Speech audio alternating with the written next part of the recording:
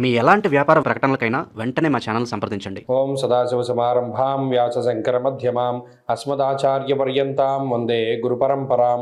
జ్యోతిషశాస్త్రాన్ని భావితరాల వారికి ప్రసాదించిన ఋషుల యొక్క పాదపద్మాలకి నమస్కారం చేసుకుంటూ, అలాగే నాకు ఈ జ్యోతిష విద్యను నేర్పిన గురువర్యులు జ్యోతిష బ్రహ్మ కీర్తిశేషులు శ్రీ ఈరంకి సూర్యనారాయణమూర్తి గారు, సూర్యశ్రీ దైవజ్ఞ గారి యొక్క పాదపద్మాలకి నమస్కారం చేసుకుంటూ, ఓం శ్రీ మహాగణాధిపతి నమః, శ్రీ గురుభ్యో నమః, హరి ఓం.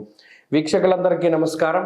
డిసెంబర్ నెల 28వ తారీఖు లగాయతు జనవరి 3వ తారీఖు శనివారం వరకు ఉండేటువంటి గ్రహగతుల ఆధారంగా ద్వాదశ రాశుల వారికి ఈ వారం ఏ విధమైనటువంటి శుభాశుభ ఫలితాలు కలగబోతూ ఉన్నాయో ఈ కార్యక్రమం ద్వారా తెలుసుకుందాం. అందులో భాగంగా ఈ వారం ఉండేటువంటి గ్రహగతులను గమనిస్తే, ఈ వారంలో చతుర్గ్రహ కూటమి ధనురాశిలో ఏర్పడబోతూ ఉన్నది.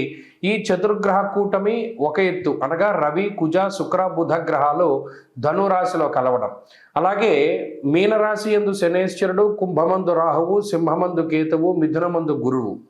చంద్రుడు ఈ వారంలో మీనము, మేషము, వృషభ రాశులు యందు సంచరించబోతూ ఉన్నారు.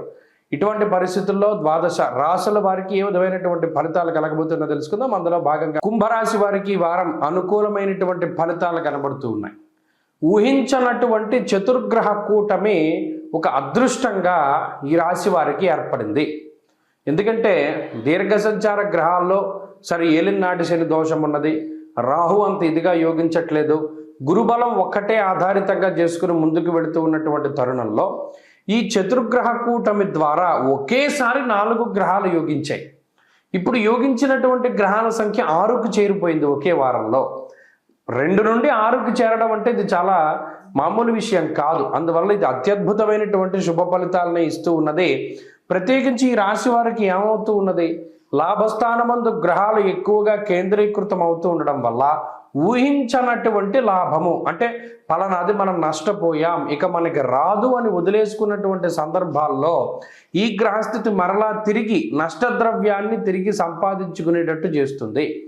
అలాగే అనుకోని విధంగా అవకాశాలు వచ్చేలా చేస్తుంది. మరలా తిరిగి అంటే పలానా వాళ్ళతో మనకి శత్రుత్వం ఏర్పడింది, మళ్ళా కలిసే పరిస్థితి లేదు, ఇలా అనుకున్నా కూడా మరలా తిరిగి వారితో సంబంధ బాంధవ్యాలు ఏర్పడడానికి, మరలా ఆర్థిక పరిస్థితులు మెరుగవడానికి, ఉద్యోగం రావడానికి, కోల్పోయింది మరలా తిరిగి సంపాదించుకోవడానికి, ఇలా ఏదైనా ఒక అద్భుతమైనటువంటి కాలంగా మనం వర్ణించవచ్చు. ఎందుకంటే లాభస్థానము పేరులోనే ఉన్నది. లాభము అంటే మనకి కలిసి వచ్చేటువంటిది, పెట్టుబడి కన్నా ఎక్కువగా వెనక్కి వచ్చేటువంటిది, దాన్ని లాభము అంటాం.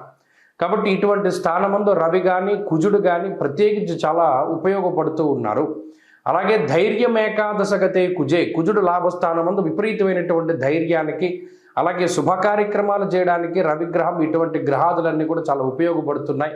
కాబట్టి ఇది అద్భుతమైనటువంటి స్థితి. ఈ వారంలో ఈ కొత్త సంవత్సరం ప్రారంభమయ్యేటువంటి వారంలో మాత్రము కుంభరాశి వారు చాలా యోగాన్ని అనుభవిస్తారు. మీరు మరింత అనుకూలమైనటువంటి ఫలితాలు సంప్రాప్తించుకోవడానికని ఎక్కువ జన్మరాహు యొక్క దోషాన్ని పోగొట్టుకోవడానికి ప్రయత్నం చేయండి. చక్కగా అమ్మవారి యొక్క ఆరాధన, రాహుకాల దీపారాధన, మినపప్పుతో చేసినటువంటి పదార్థాలను నివేదన చేస్తూ ఉండడం చెప్పదగినటువంటి సూచన. అలాగే మినపప్పుతో చేసినటువంటి వాటిని దానం కూడా చేయడం ద్వారా రాహు అనుకూలత పొందగలుగుతారు. ఈ వారంలో కలిసి వచ్చేటువంటి రోజు శుక్రవారంగా చెప్పవచ్చును. అదృష్ట సంఖ్య 4, అదృష్ట వర్ణము లేత ఆకుపచ్చ రంగు. తదుపరి మీనరాశి.